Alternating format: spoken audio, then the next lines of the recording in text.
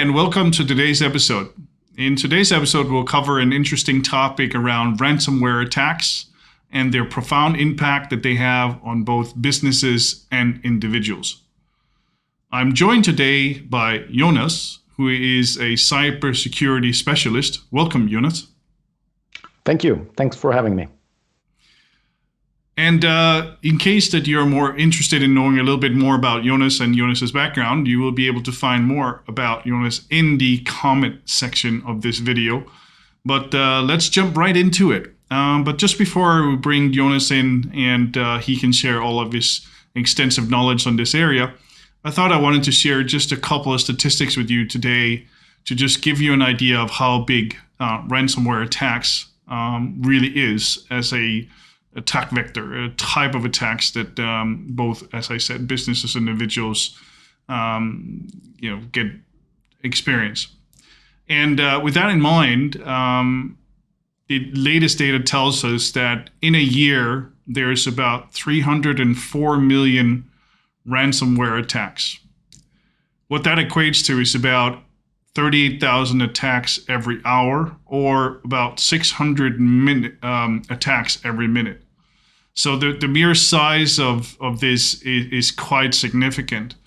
And what is equally interesting is the fact that the ransomware industry, and I say industry because there's actually organizations and businesses are out there that actually makes a business out of this ransomware attacks. And this industry is worth 14 billion as of 2022. So staggering numbers, and all data suggests that this is only going to get worse. So with that in mind, I thought it would be very interesting to ask Jonas, our expert here today, what is ransomware and how does it actually work? Yes, so ransomware is a type of malicious software that encrypts the victim's files and keeps it as hostage, so to say, and then expects ransom, or at least asks for a ransom. And a ransomware attack can be against individuals, private persons, or it can be against companies, organizations, etc. And ransomware attacks is actually one of two types of cyber extortion, so to say. And the other type of extortion is distributed denial of service attacks, when the bad guys asks for example, e-commerce websites, when they ask for ransom not to bring the website down, for example. All right. Yeah, and so as a follow-up to that, then what are some of the more common ways that these ransomware attack occurs?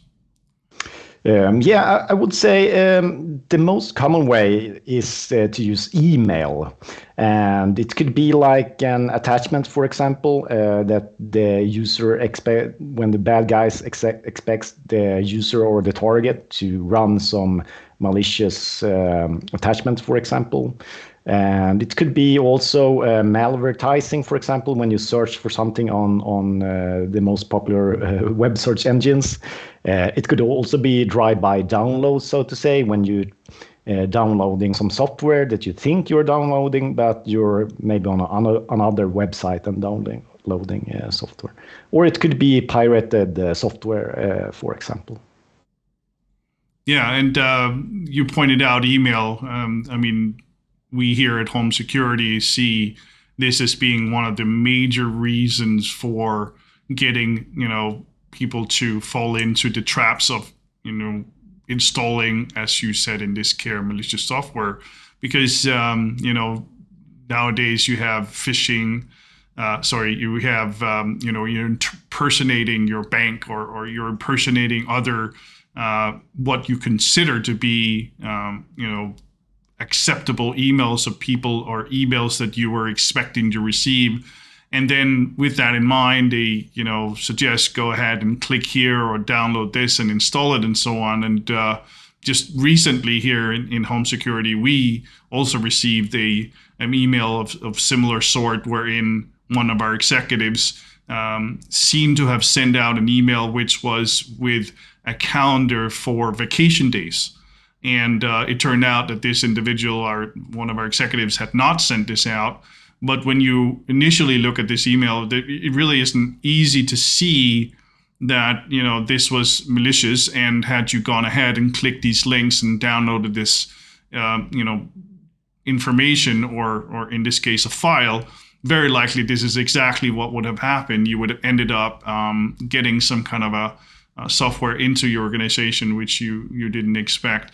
So again, you know, you with the numbers that I mentioned earlier, this happens all the time, and it's really very, very important that you educate yourself and you educate your employees and your staff around, you know, when you receive emails like this, what do you look out for? What is the kind of indicators that this may not be from a trusted source, or this may not be contained information that you think it contains. So so with a follow-up to that, what are some of these potential impacts a ransomware attack can have on businesses or individuals when it does actually happen? Yeah, so the bad guys, what they're trying to do is they're trying to halt or bring your services down, so you can't, so your organization can't work, and you can't continue with your services, for example. And I mean, it depends on the organization and what type of organization it is. I mean, some companies, they have like producing cars, for example, and if the like car producing goes down or halts or stops, it will be very costly for these types of companies. So the bad guys, what they're trying to do with ransomware is they're trying to find your weak spots and find organizations that are quite large, so they can pay a lot of money in extortion. And I also think it's very important to say that you should never pay for ransomware. You should never pay the bad guys, because if you do, you're helping them get into other companies, other organizations, and you're giving them the criminal ecosystem more power and more money. So you should never pay for ransomware. Yeah, and just to support that statement, of course, you should never pay. That's a given, or I hope you all feel that this is a given. But what is important to state as a backup argument of that is the statistic tells us that in very, very few cases, less than 10% of the cases where people have actually gone ahead and paid these ransoms, you don't actually get access or your data back. Very, very rarely do they actually do that. True. So you know, even if it is that I understand completely for some companies who are suddenly halted from being able to do business and not able to serve their customers, that they're desperate to get so, and sometimes maybe the amount of money we're talking about in the sense of scale is still small in the ransomware demand versus the business impact, that some companies may go in this direction. But you know, at the end of the day, as mentioned, this is rarely going to produce the results or the, you know, expected outcome, which is to get your data back or your data to be unencrypted again. And I think it's an important thing just to mention also that you know, a concrete example up here in Sweden, there is a large supermarket chain called Coop, which actually something similar happened to a few years back. And what happened is they could actually, during this, you know, attack, unable to actually serve their customers, meaning no one could pay for their grocery shopping, which obviously again meant a significant financial burden on them, and of course a significant inconvenience for the people they're serving, that they could not bring home their groceries. But not only that, it also ended up with a significant amount of negative exposure. So, I mean, this is, you know, it's a huge amount of, effects that comes out of this. Not only the fact that you potentially are constrained by not having access to your systems or your data or whatever has been encrypted, but the additional effect of that, of either that being putting your business to its knees or affecting the ability of your customers and the negative exposure. So it really compounded results. So I think what is important to now get into really is to talk a little bit about, you know, what are some of these best practices from preventing to becoming part of the ransomware attack statistics? Yeah, so what's important, I would say, of course, cybersecurity in general, you should always, for example, patch your system and keep them updated with new security releases. But it's not always that easy, because many organizations, they have a technical debt. They have old system, and they might not even be able to install patches, or the companies that provide the software, or they might not exist anymore. So it's not always that easy. But what you need to do then is to isolate the systems that are very old, for example. And also you need to train and you need to educate your users, and tell them how they can spot the difference, and where and why they should not put their password into some web page.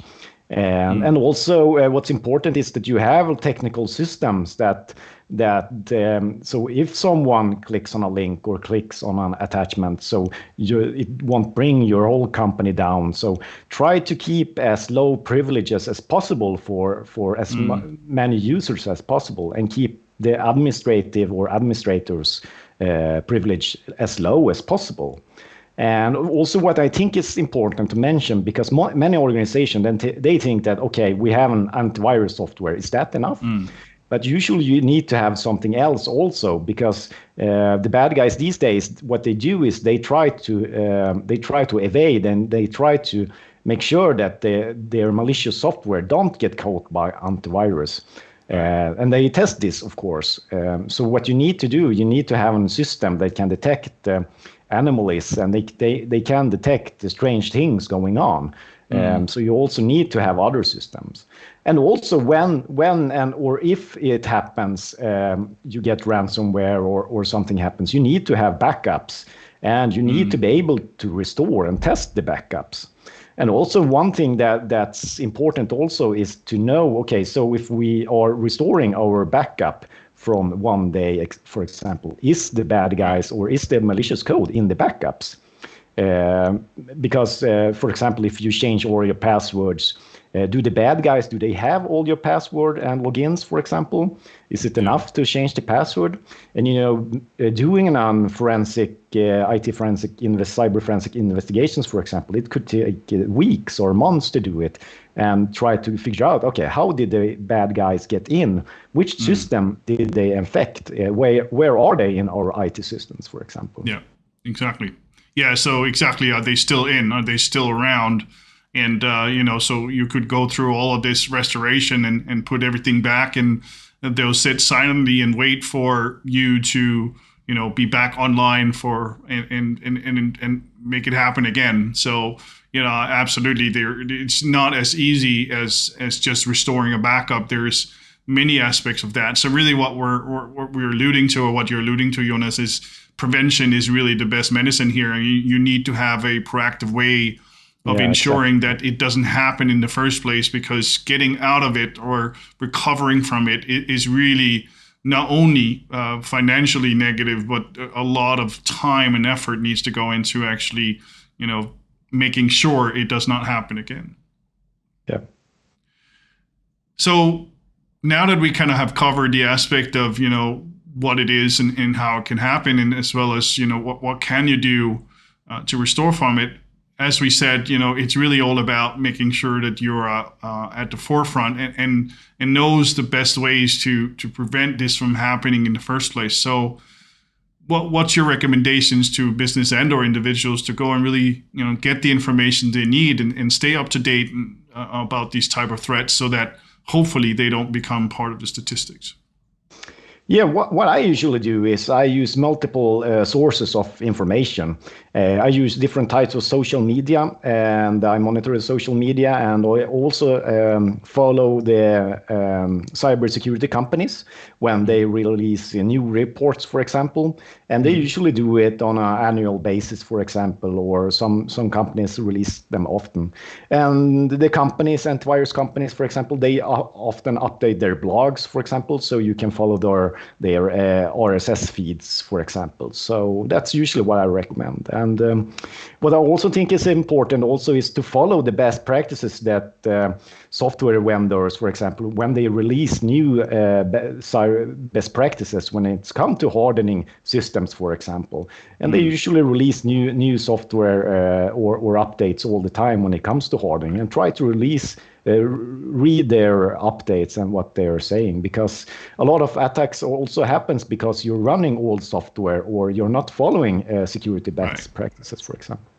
Yeah, no, absolutely. And I think it's, not necessarily to talk about home security specifically, but following a standard, vulnerability management process wherein you identify where are you vulnerable, where is the weaknesses in your attack surface, where are you vulnerable to these, cyber criminals getting in the first place. It's a very good place to start, right? Because all companies today are exposed, either that being their website or their APIs or other ways that they are exposing themselves to the internet. I mean, there is very little to no companies today that is completely isolated from the internet. And if you expose yourself regardlessly in one way or the other, or, put some of your data into a cloud infrastructure, etc., there is some, common best practices and ways to be able to, constantly verify or be proactive about,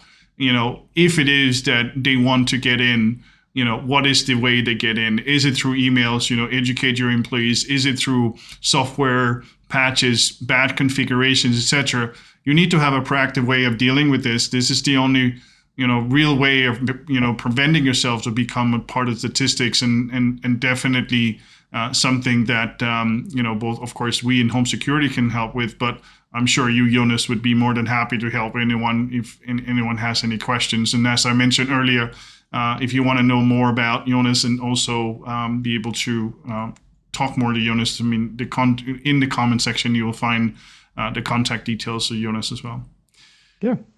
Well, with that in mind, thank you so much for joining today, Jonas. I think it's been very informative. And for anyone joining and watching in today's episode, please do subscribe, do reach out to the channel and suggest any other topics that you would like to for us to discuss. And with that in mind, thank you for joining, and have a nice day. Thank you. Bye-bye. Bye-bye.